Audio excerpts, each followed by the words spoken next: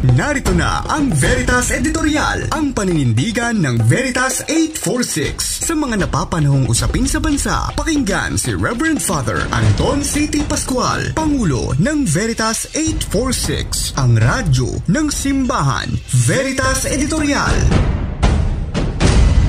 Mga kapanalig, abay ulan at baha ang sumalubong sa atin sa pagpasok ng buwan ng Setyembre.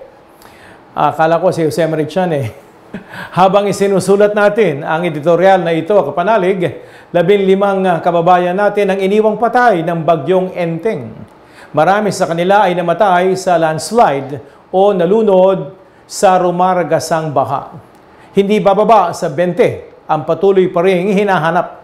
Tinahak ng bagyo at ng inatak nitong hanging habagat ang maraming lugar sa Visayas hanggang Hilagang Luzon. Nag-iwan ito ng malawakang pagbaha sa Bicol at Kalakhang, Maynila at kahit sa matataas na lugar tulad ng sa Rizal.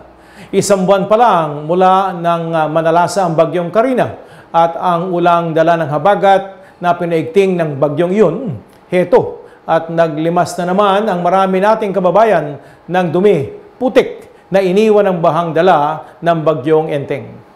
Narinig din natin uli ang mga salitang whole of government approach sa pagtugon ng pamahalaan sa mga iniwang pinsala ng bagyo. Ibig sabihin lang nito, kapanalig, dapat kumilos ng sabay-sabay ang iba't ibang ahensya ng gobyerno mula sa mga nagre-rescue at naglilinis sa pinsalang iniwan ng pagbaha at pagguho ng lupa hanggang sa mga naghahatid ng tulong sa mga kinakailangang lumikas at mag-evacuate sa mga paaralan.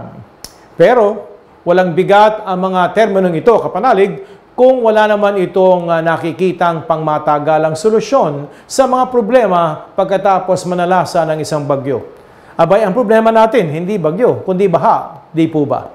Sa briefing na pinangunahan mismo ni Pangulong BBM, baka sa kanyang pananalita ang tila pagkapagod sa ginagawa ng gobyerno tuwing may sakuna at kalamidad. Same pattern na lamang daw. Una, magsasagawa ng rescue at maglilinis ng mga daanan para marating ang mga kailangang sagipin o hatiran ng tulong. Susundan ito ng pagbibigay ng relief at iba pang ayuda sa mga apektadong pamilya. Pagkatapos, kapag tuluyan ng umalis ang bagyo at gumanda ang panahon, tutugon na naman ang pangangailangan ng mga kababayan nating nasira ang kabuhayan. Abay, kakampi ng gobyerno, ang mga NGO at ang simbahan sa rescue relief at rehabilitation tulad nga ng Caritas Manila. Tiyak, kapanalig, na mas napapagod ang mga kababayan nating paulit-ulit na lang na nakakaranas ng pagbaha. Lalo na inyong mga lumilikas at iniwang pansamantala ang kanilang bahay kapag tumataas ang tubig sa kanilang lugar. Sa mga kababayan nating mga nasa dalampasigan naman, lalo na ang mga may hirap tulad ng mga fisher folks, paulit-ulit na lang silang nagtatayo ng kanilang barong-barong matapos patumbahin ang mga ito ng malalakas na hangin. Malaki ang pasasalamat nila kapag may dumarating na relief goods mula sa gobyerno at may mabubuting kalooban tulad ng mga NGOs at ng simbahan. Pero hindi sana matapos dito ang pagtugon sa kanilang kalagayan kapag may kalamidad. Mas makakatulong ang mabilis na pagtatayo ng mga flood control projects, lalo na sa mga lugar na malapit sa ilog, di po ba? Malaking bagay din ang pagbibigay sa mga maralitang pamilya ng permanente at ligtas na tirahan, malayo sa mga hazard areas, basta't malapit ito sa kanilang hanapbuhay. Kung wala pa ang mga pabahay na ito, malalaki at komportableng evacuation center sana na may tubig at kuryente ang pwedeng ipatayo. Kailangan ding palakasin ang kultura ng paghahanda nating mga Pilipino dahil lagi tayong dinadaanan ng mga bagyo.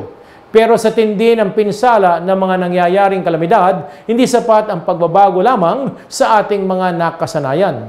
Dapat na mabilis, malinis na gamitin ng gobyerno ang mga pondo, ang mga resources nito para sa kaligtasan ng mga constituents.